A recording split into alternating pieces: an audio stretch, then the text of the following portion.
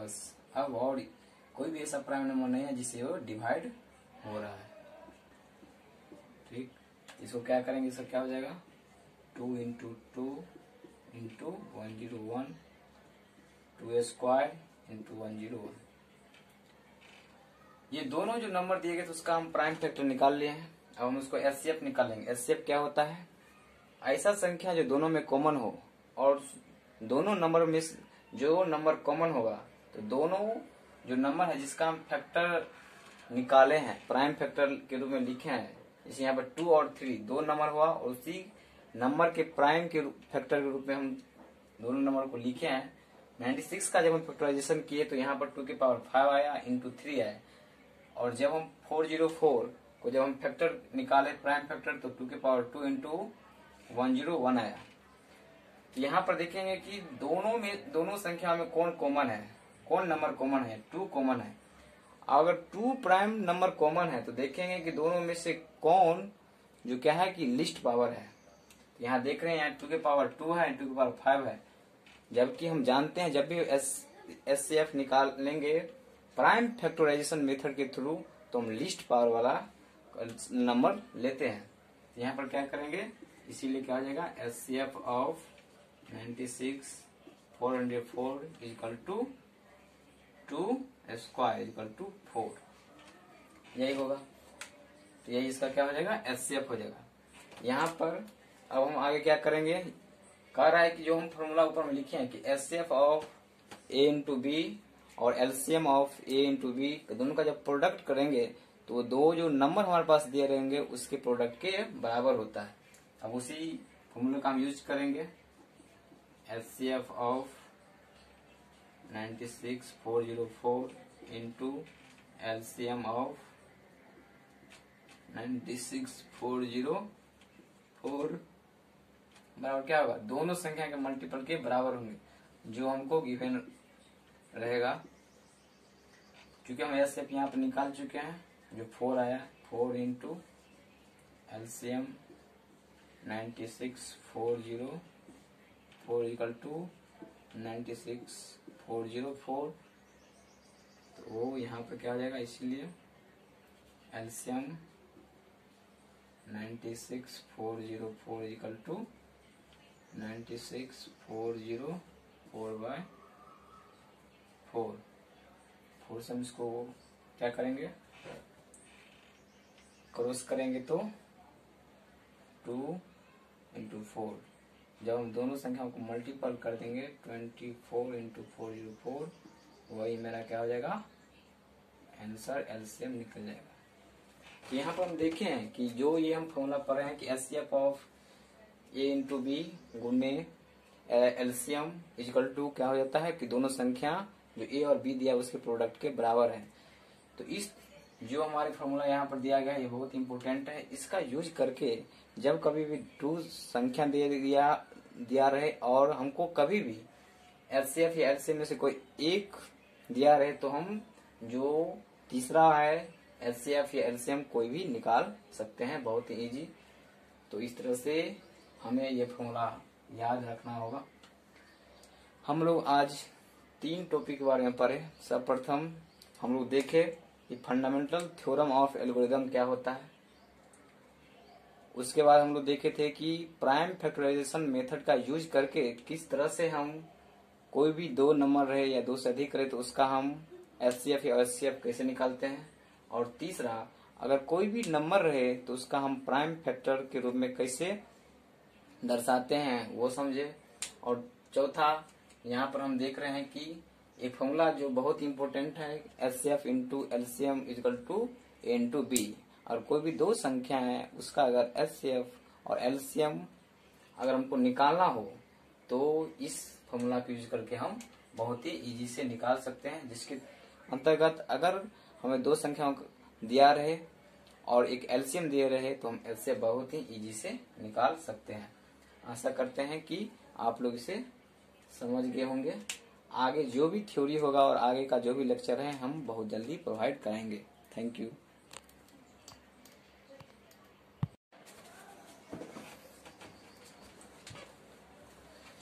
अब हम लोग जो फंडामेंटल अर्थमेटिक थ्योरम पढ़े थे उसका हम लोग एप्लीकेशन देखेंगे कि इसका एप्लीकेशन कहाँ किया जाता है।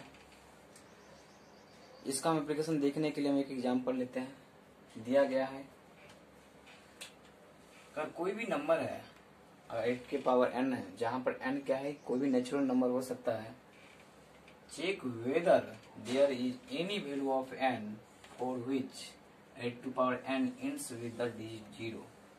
हमको यहाँ पर दिखाना है कि 8 के पावर जो n लिए हैं उसके लिए अगर n कोई भी नेचुरल नंबर हम ले तो 8 के पावर n का जो इंड्स पॉइंट होगा, ठीक, n कोई भी नेचुरल ले लेंगे, चाहे कि 8 के पावर 1 लेंगे, 2 लेंगे, 3 लेंगे, 4 लेंगे, तो क्या होगा, उसका जो अंतिम डिजिट होगा वो हमको 0 होगा या नहीं, हमको यही दिखाना है।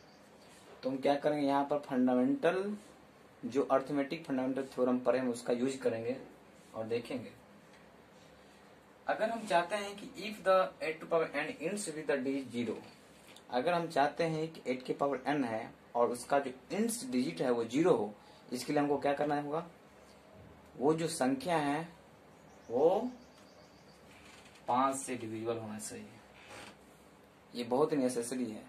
अगर हम चाहते हैं कि 8 के पावर जो n है इसका जो भी इंड्स पॉइंट आएगा, मानो अगर n के वैल्यू 1 लेंगे, n के वैल्यू 1 लेंगे तो 8 के पावर 1 यहाँ पर 8 आया।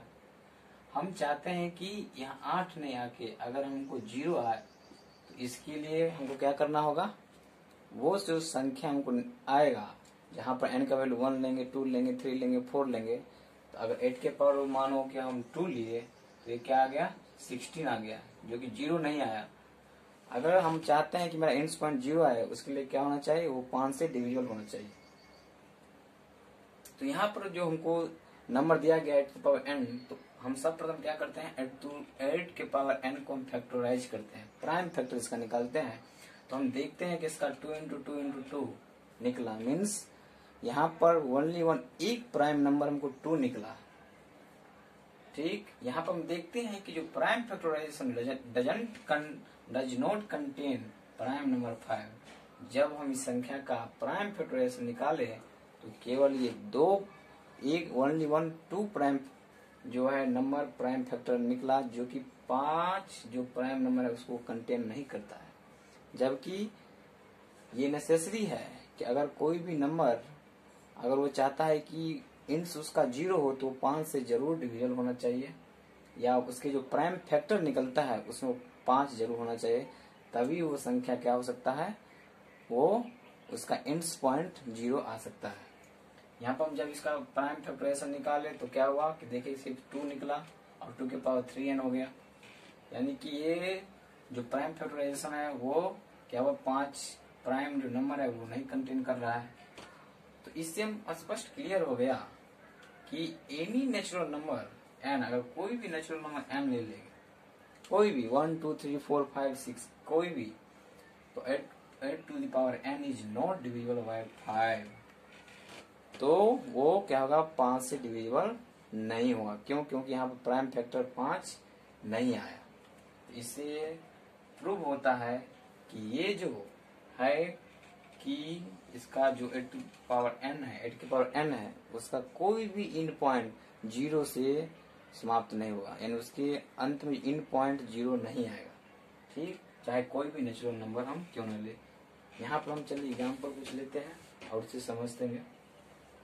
क्योंकि यहाँ पर इसका जो प्राइम फैक्टर निकला है 2 निकला है, ठीक, 2 निकला है, तो 2 निकलने के कारण निकलने का क्या हो गया, 2 के पावर यहाँ पर क्या हो गया, 8 के पावर जब n का के प्राइम फैक्टर 2 इंटू 2 इंटू 2 के पावर निकला n, यानी 2 के पावर 3n। चूंकि इसका जो प्राइम हम फैक्टर निकाले 2 निकला, अगर यहाँ पर क्या है कि ये प्राइम नंबर 5 को नहीं रख रहा है, ये नहीं रख रहा है, तो यहाँ पर कोई भी नेचुरल नंबर n का वैल्यू ले ले, 1 2 3 और कोई भी ले, डॉट डॉट करके सबको हम बार बार से देखते हैं कि इसका इंड पॉइंट आता है या नहीं। तो 2 के पावर 3 इंटू 1 तो कितना 8 आ गया। फिर हम क्या करेंगे, 2 के पावर 2 रखेंगे, 2, तो ये क्या हो गया 2 के पावर 6, जो क्या हो जाता है 2 दूना 4, 4 दूना 8, 8 दूना 16, 16 दूना 32, 32 दूना 64 आता है।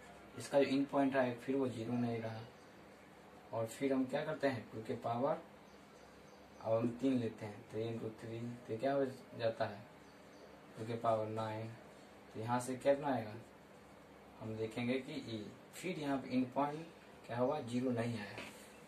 तो इससे स्पष्ट हो गया कि यहाँ पर अगर 8 के पावर n ले रहे हैं और इस संख्या में अगर n का वैल्यू कोई भी नेचुरल नंबर ले ले वहां पर पुट करेंगे तो इसका इन पॉइंट 0 नहीं आएगा। क्यों ना आया? क्योंकि जब भी हम इस नंबर का प्राइम फैक्टर निकाले तो हम देखें कि प्राइम फैक्टर में प्राइम नंबर 5 नहीं आया। 5 अगर प्राइम नंबर 5 आ जाता तो हम कह सकते थे कि इसका जो इंड डिजिट नंबर है वो 0 जरूर होता। अब आप बोलिएगा कि यहाँ पर फंडामेंटल थ्योरम ऑफ अरिथमेटिक का कैसे यूज हुआ, हम आपको बताते हैं कि जब भी हम 8 के पावर n इसका जब हम फैक्टर निकाले तो 2 into 2 into 2 निकला, यानी कि यहाँ पर ये प्राइम नंबर 5 को कंटेन नहीं किया, ठीक। और हमको जो फंडामेंटल थ्योरम ऑफ अरिथमेटिक है वो कहता है अगर कोई भी नंबर है कंपोजिट नंबर, क्योंकि यहाँ पर क्या है कंपोजिट नंबर है, और कोई भी नंबर है अगर उसका हम प्राइम फैक्टर निकालेंगे तो जो भी उसका फैक्टर होगा प्राइम फैक्टर सब एक यूनिक नंबर होगा। चूंकि यहाँ पर क्या है 2 प्राइम नंबर है जो यूनिक है, और ये नंबर है 2 क्या है कि अपने साथ 5 प्राइम नंबर को नहीं रख रहा है, प्राइम 5 को नहीं रख रहा है। अगर हम 5 को रखेंगे तो क्या होगा जो यूनिकनेस है इसकी, जो 8 की जो प्राइम फैक्टराइजेशन निकाले हैं उसकी जो यूनिकनेस है उसको ये विरोध करता है। विरोध मीन्स कि हम एक्सेप्शनल 5 वहां पर नहीं डाल सकते हैं, क्योंकि इसका जो फैक्टर निकाले हैं उसमें 5 आया ही नहीं। तो ये क्या करता है कि जो थ्योरी है फंडामेंटल थ्योरी उसका ये विरोध कर रहा है। जबकि हमारा फंडामेंटल थ्योरम कहता है कि कोई कंपोजिट नंबर है उसका अगर हम प्राइम फैक्टराइजेशन करते हैं तो फैक्टर क्या होगा अपने आप में एक यूनिक नंबर होगा, ठीक। यहाँ पे अपने आप एक यूनिक नंबर क्या है 2 है, 5 यूनिक नंबर उसके साथ नहीं है। अगर 5 हम उस नंबर के साथ देते हैं तो उसकी यूनिकनेस समाप्त हो जाएगी, जो कि इस थ्योरम का विरोध करेगा। तो इस थ्योरम से स्पष्ट हो गया कि अगर हम कोई भी संख्या है, यहाँ पर हमको 8 की पावर n दिया गया है, इस संख्या का अगर हम प्राइम फैक्टराइजेशन करेंगे तो उसका अगर n का वैल्यू अगर हम 1, 2, 3 कोई भी नेचुरल नंबर लेंगे तो क्या होगा 0 से उसका एंड पॉइंट नहीं आएगा। आप लोग समझ गए होंगे कि किस तरह से यहाँ पर इस थ्योरम का यूज किया गया। आप अगर चाहते हैं कि कोई भी जो इंड्स पॉइंट होगा वो 0 आए, उसके लिए क्या होना चाहिए, उसके लिए सर्वप्रथम क्या होना चाहिए वो हम आपको बताते हैं। अगर इसके 8 के पावर n यहाँ पर इसके जगह पर हम कोई भी ले ले 10 के पावर n, और कहेंगे ये जो नंबर है n के किसी भी नेचुरल वैल्यू के लिए नंबर के लिए क्या इसका जो इंड्स पॉइंट होगा, इंड्स डिजिट जो होगा वो 0 होगा। तो हमको लग रहा है क्या, तो इसका कैसे चेक करेंगे, तो सर्वप्रथम क्या करेंगे 10 का हम फैक्टराइजेशन प्राइम फैक्टर निकालेंगे तो क्या निकलेगा 2 into 5 to power n। यहाँ पर हम देख रहे हैं कि जो इसका प्राइम फैक्टर निकाला तो प्राइम फैक्टर में निकालने पर क्या आया है कि 5 आ रहा है। जबकि हम जानते हैं कि अगर कोई भी नंबर अगर एंड्स पॉइंट डिजिट अगर 0 हो तो उसके लिए 5 से डिविजिबल हो, और उसका जब हम प्राइम फैक्टर निकालेंगे उसमें 5 होना चाहिए। यहाँ पर हम देख रहे हैं कि 5 है, अतः हम कह सकते हैं कि 10 to the power जो n है वो क्या होगा, इसका अगर n का कोई भी वैल्यू दे देंगे 1, 2, 3 किसी भी नंबर के लिए जब हम यहाँ पुट करेंगे तो इसका एंड्स पॉइंट्स क्या होगा वो 0 से ही समाप्त होगा, जो हम चेक कर सकते हैं। अगर 10 के पावर 1 दिए फिर भी टर्न यानी 0 से एंड्स पॉइंट क्या हो रहा है यहाँ पर आ रहा है, एंड्स पॉइंट पर 0 डिजिट। 10 to पावर 2 दिए फिर ये क्या हो रहा है 100, हम देख रहे हैं कि अंतिम जो एंड्स पॉइंट है वो 0 डिजिट आ रहा है। और 10 to पावर 3 दिए तो क्या आ रहा है, हम देख रहे हैं कि यहाँ पर हम देख रहे हैं कि जो डिजिट है वो क्या आ रहा है कि ये 0 आ रहा है। ठीक, तो यहाँ से हम समझ गए। तो यहाँ पे देखो ये क्या है, यहाँ पर फंडामेंटल थ्योरम का यूज किए। ये फंडामेंटल थ्योरम को क्या कहा कि अगर किसी भी नंबर है उसका जब हम फैक्टराइजेशन निकालेंगे तो फैक्टराइजेशन निकालने के बाद क्या होगा कि ये प्राइम नंबर है, ये भी प्राइम नंबर है जो अपने आप में एक यूनिक है। यहाँ यूनिकनेस नहीं हो रहा है, यहाँ क्या है, ये अपने आप में यूनिक है और ये अर्थमेटिक जो थ्योरम है उसका पूरी तरह से प्रूव करता है। और उसके अनुसार हम देख रहे हैं कि जब भी n का वैल्यू कोई भी 1, 2, 3 कुछ भी लेते हैं फिर भी ये क्या हो रहा है कि इसका इंड्स डिजिट वो 0 से समाप्त हो रहा है। तो इस तरह से आपके एग्जाम में किसी भी तरह से क्वेश्चन पूछ सकता है। एक इस फॉर्म में क्वेश्चन रह सकता है जिसमें बोल सकता है कि कोई भी आपको कंपोजिट नंबर दे देगा, उसके पावर कुछ और दिया रहेगा और आपसे कहा जाएगा कि जहाँ पे n नेचुरल नंबर है या इंटीजर है, कुछ भी दे सकता है। और मान लो कि अगर नेचुरल नंबर दिया है और आपको प्रूव करना हो कि उसका इंड्स डिजिट 0 से समाप्त हो रहा है या नहीं, आप ये कैसे बताएं, तो वहां पर आप क्या करेंगे, ये जो अर्थमेटिक जो फंडामेंटल थ्योरम है अर्थमेटिक, इसका हमेशा यूज करना है। ये थ्योरम हमको बताता है हमेशा अगर कोई भी कंपोजिट नंबर है उसका अगर हम प्रोडक्ट और प्राइम फैक्टर निकालेंगे तो प्रत्येक जो फैक्टराइजेशन होगा वो अपने आप में एक यूनिक होगा। ठीक, उसका यूज करके हम कह सकते हैं कि उसके इंड्स पॉइंट 0 होगा या नहीं। होप आप समझ गए होंगे ये पूरा। और इस तरह से हम आगे और भी आपको क्वेश्चन देंगे बनाने के लिए और देखेंगे कि आप वो सॉल्व कर पाते हैं नहीं। हम आशा करते हैं कि आप ये थ्योरम समझ गए होंगे। Thank you.